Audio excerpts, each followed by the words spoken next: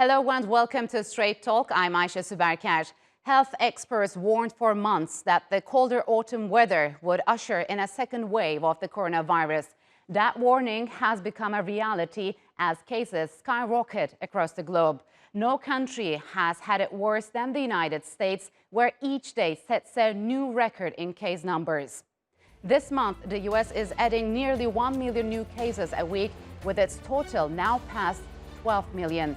Already 250,000 Americans have succumbed to the virus. And with the US presidential transition in turmoil, the federal response has been criticized as non-existent. The picture in Europe is equally grim. After being hailed for containing the virus over the spring and summer, much of Europe is doing worse than when the pandemic first hit. Several countries are under strict lockdowns, but there is some good news on the horizon. 2 promising vaccines could be available in just weeks. But it's expected to take several months before enough doses can be made for the general public. And joining me now from Geneva is Dr. Emanuele Capobianco. He is the Director for Health and Care at the International Federation of Red Cross and Red Crescent Societies. And also from Geneva, Torek Farhadi. He was a former senior advisor at the IMF. Gentlemen, welcome to Straight Talk. It's good to have you on the program. Globally speaking, Emanuele, is the second wave more devastating than the first one? And if so, why? And the second wave is very serious, is still ongoing. The numbers are growing very rapidly. We have seen the mortality decreasing overall, but the number of deaths is extremely high. So it is a very difficult situation. It's a situation that is not over, that is being addressed, that requires even more efforts to bring it down and then to avoid the resurgence of what could be a possible third wave. So it's a long road ahead, unfortunately. So what could you tell us about the lockdown measures placed across Europe, how it has impacted the daily cases? Well, lockdown measures are never welcomed. They become a necessity when we have a failure of the test, the tracing, isolation system, and that's what happened in Europe over the summer, and so they became unavoidable. They are now making a dent in the outbreaks, and what we are seeing is initial signs in some countries like Spain and France that these measures are actually bringing down the numbers, and we hope those very difficult measures, necessary measures, will help bring this curve down and ending the second waves in the next weeks or months. Yeah, so Torek, how critical was it for governments in Europe bringing strict restrictions back as the number of cases rose dramatically, and what kind of impact it would have on their already fragile economies? Well, this lockdown, there were some lessons learned from the first lockdown. So, for instance, the borders are not closed within European countries. Travel is discouraged, but the borders are open. At first lockdown, the borders were closed, and Europe's economy is very integrated. France, Germany, very integrated economy. Switzerland, Germany, very integrated economies. And this time, they have left flexibility. So people who have to cross the border to go and work somewhere in another country of Europe, they can within the Schengen zone. So this is good because it has allowed the economic activity to stay okay. Where the economic activity has suffered is with small businesses. Governments have decided, for instance, to leave a large supermarket open, but a small store, a library closed. So people don't understand why they can go to a large supermarket, meet a lot of people with masks, but then a small store that could have managed 1 or 2 customers inside is closed. But when the store is closed, the store is not making money, employees are not coming, they are not getting salaries, and the store owner is not getting a rent. Yeah, so Emanuele, now all eyes are set on the new coronavirus vaccines developed by Pfizer and Moderna. Is it safe to say that after almost a year later, we can finally see the light at the end of the tunnel? Well, the preliminary information about these two vaccines are extremely encouraging. The efficacy levels that have been reported, more than 90%, are astounding, and we're hoping to get something that would work 60, 70%. We're getting something that may be above 90%. But a couple of caveats. One, until the vaccine gets rolled out, we really need to maintain those adherence to critical measures, the social distancing, the washing hands, the wearing masks that we have been trying to really promote over the past year. And second, even when a vaccine will become available and hit the market, it will be very slow in coming in. It will be only available at the beginning for the health personnel, for a few older people, and so there will be a long way, particularly to reach those countries with that are middle and low income. Yeah, so the priority will be the health professionals and then old people. But Torek, what kind of difficulties at the same time we could face in the distribution phase of those vaccines? I mean, will rich people and countries have it first choice, or will it be in everyone's reach across the globe? Well, the WHO, the World Bank, and also large organizations such as the Bill Gates Foundation have said that they will make every effort to have a fair and equitable distribution of the vaccine. But we are in this before the vaccine for a few more months, and it's frankly an emotional elevator for a lot of countries, for people. There are mental health issues now. Yesterday night, the French health minister was talking about the number of mental health issues doubling, depressions. The other issue is that our capacity to adapt to all of this, with all the tracing apps, we have the impression to be under sort of a big brother surveillance system. Nobody likes it. Everybody understands it's important, but for those places where businesses are open, you have to put your name, your phone number, and this is all complications that we have to get used to. I don't know if it will last after COVID, but hopefully not. So, Emanuele, what you just mentioned, one of the reasons that several European countries reimpose lockdowns is because of the tracking system failed. Why that tracking system failed in Europe, whereas it worked in several Asian countries? These are very important questions. I think what we have seen was a very aggressive testing in many countries in Asia, and then very thorough contact tracing and isolation of the cases, and very thorough quarantining of all the contacts. This is the system that will eventually end the outbreak and needs to be adopted at the local level.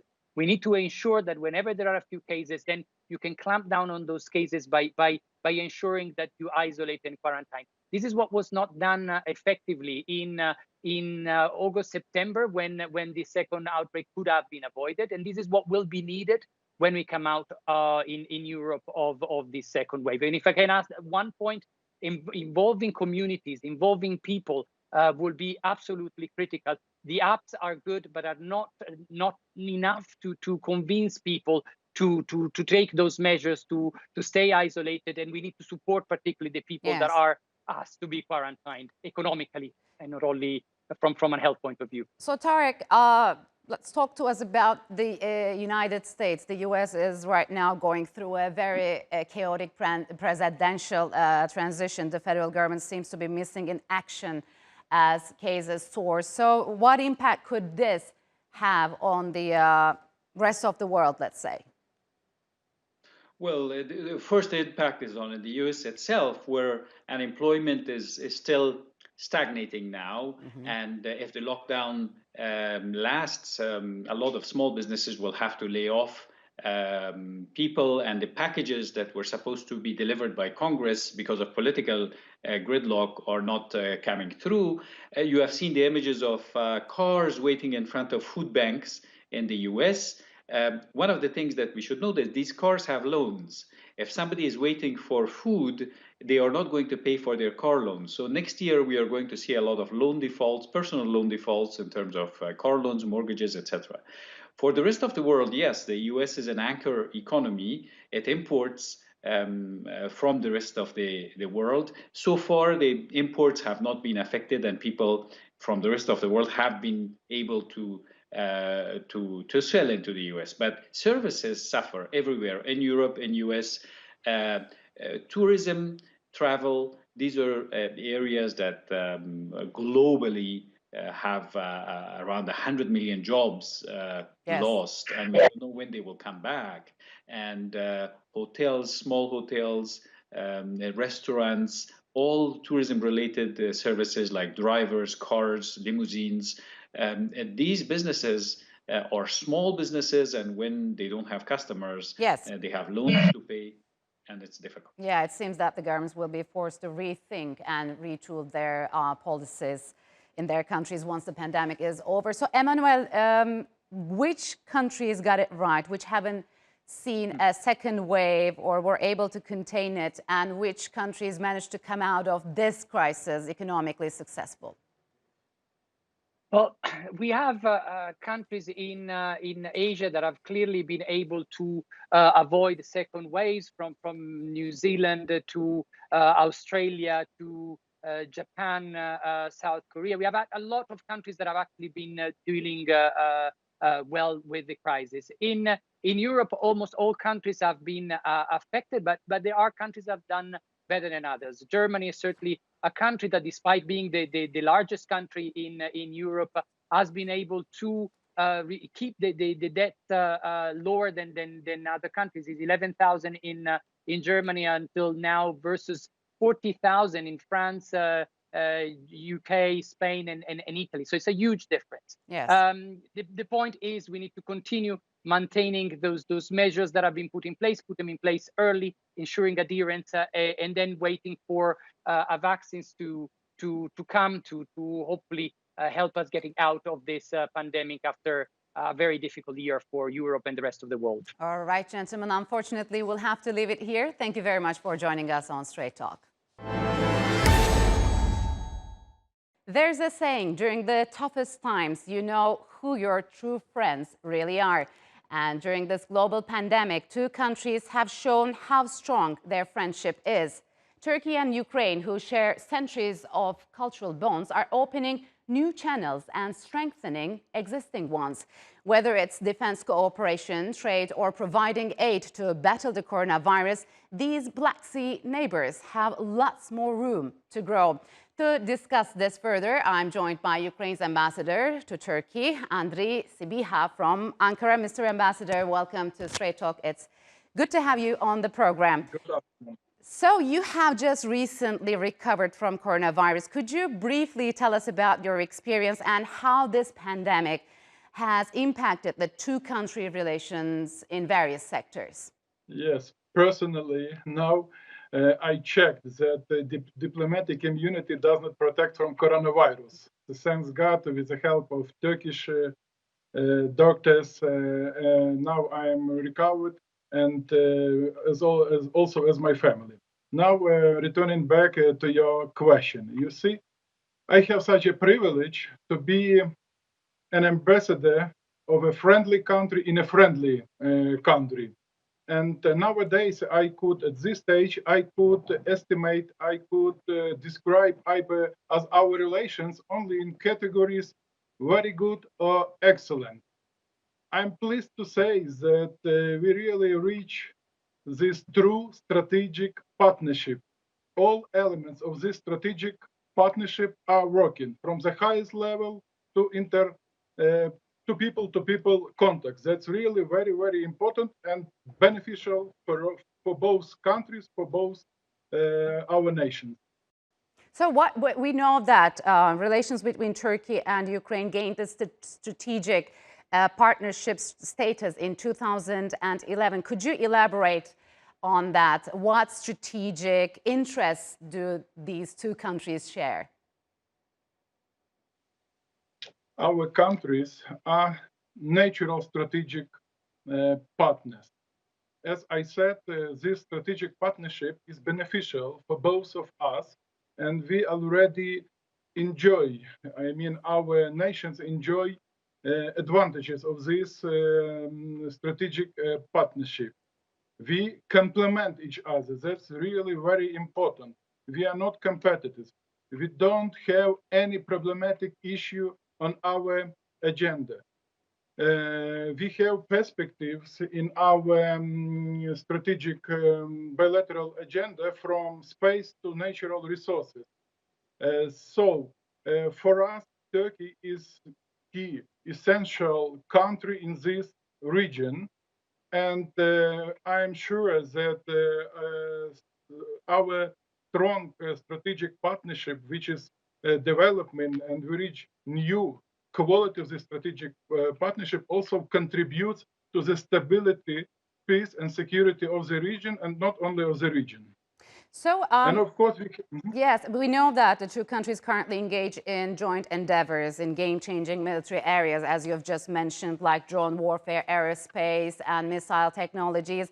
Is defense cooperation set to expand further? And how have the latest agreements impacted Ukraine's role in the Black Sea region? How it was met, for example, by Russia? You see, I don't want to perceive this relation in a triangle. I mean, Turkey, Russia, Ukraine. We have our bilateral, very strong Ukrainian-Turkish track. That's why I don't want to demonize this discussion. In any case, our bilateral cooperation is not direct against any third parties. So it is beneficial, as I said, for both of us, and it works for the strengths of our, for example, army, if take into the account military defense cooperation. Stronger together, as in a trade cooperation, both in a military defense cooperation. Very simple slogan, stronger together and let's grow together. So, yes. Yeah, so the two countries want to finalize, on the other hand, a free trade agreement by the end of this year. What's the latest pertaining to that? And do you believe is reaching a $10 billion bilateral trade goal attainable? You see, we are strong economies, both Turkey and Ukraine. We have our national interest, and it is normal. As you know, this negotiation process lasts for more than 8 years, but we have now strong will to finalize this agreement. And for sure, it will be beneficial, as I said, strategically for both countries. And in the current situation with pandemic, of course, it will support our business circles also in Turkey and also in Ukraine. It also means that we will open and we will gain new additional markets for our business. So, Mr. Ambassador, could you talk to us about the latest in Crimea? Are there any ongoing human rights violations? Regretfully, yes. That we have such a situation that after the occupation of Crimea, constantly we fix violation of human rights, especially against the Crimean Tatar people. So we strongly we express great attitude for Turkey for strong support of Ukrainian sovereignty and integrity. I always call this a strategic partnership in action. So that's really very important. You know that during last visit, new initiative, Ukrainian initiative, Crimean platform, was supported by our Turkish friends, Turkish side. And of course, we, in this context, if speaking about the occupation of Crimea, I could mention two very important things. International solidarity and sanctions are the best guarantees that Crimea will be deoccupied. So how Ukraine is planning to handle the Crimea problem? Will Kiev, for example, one day be able to reclaim Crimea and restore its sovereignty in the region? No doubt, because Crimea is Ukraine, no doubt in this. Of course, only in peaceful manner.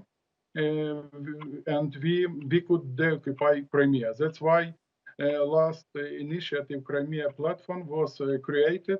Now we are working with our international partners to support this initiative.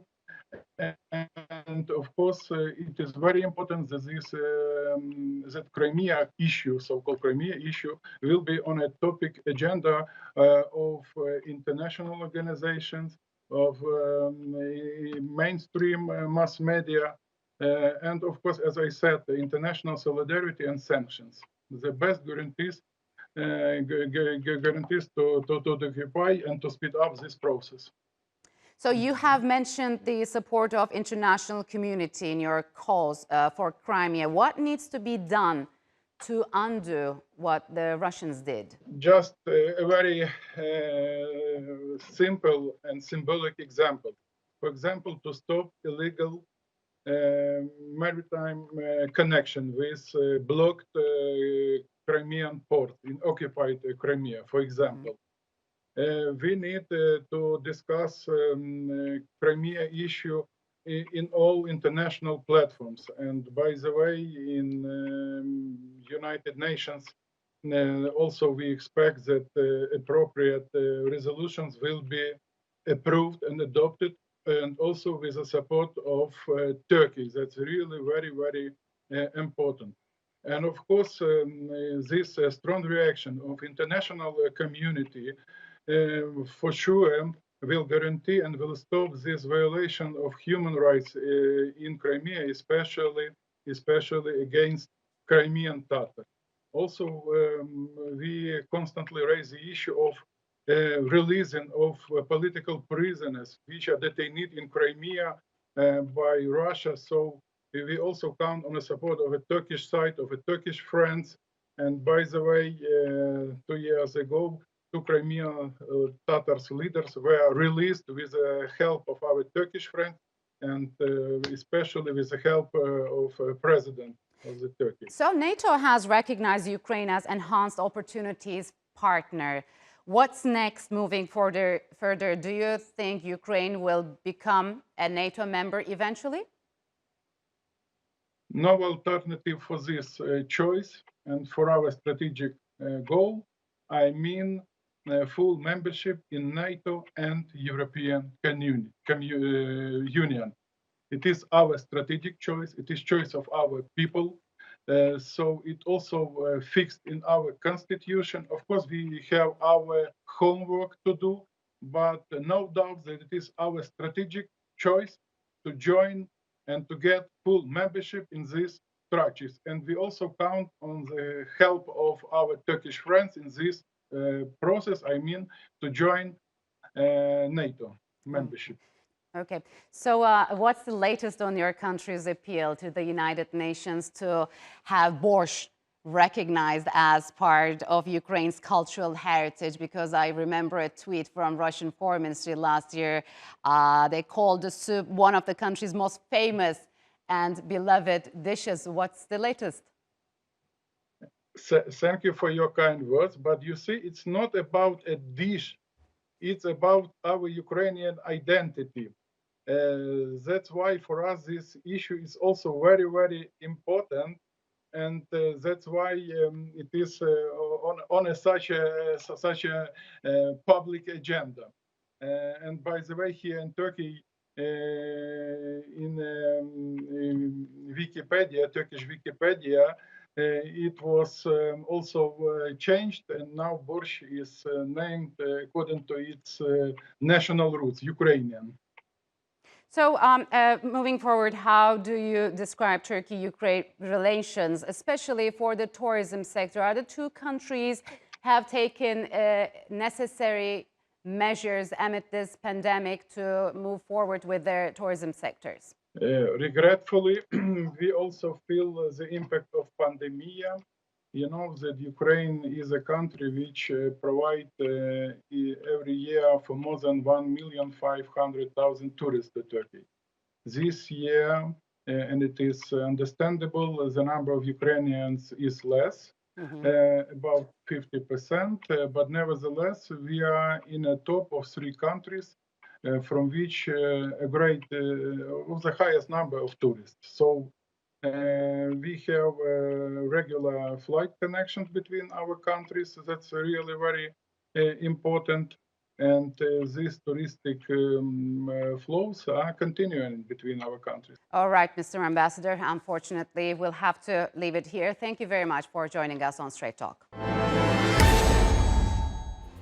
And that's all for this edition of Straight Talk with me, Ayşe Süberker. If you've got any comments, follow us and tweet us at Straight Talk TRT. Also, don't forget to subscribe to our YouTube channel. Until next time, take care and goodbye.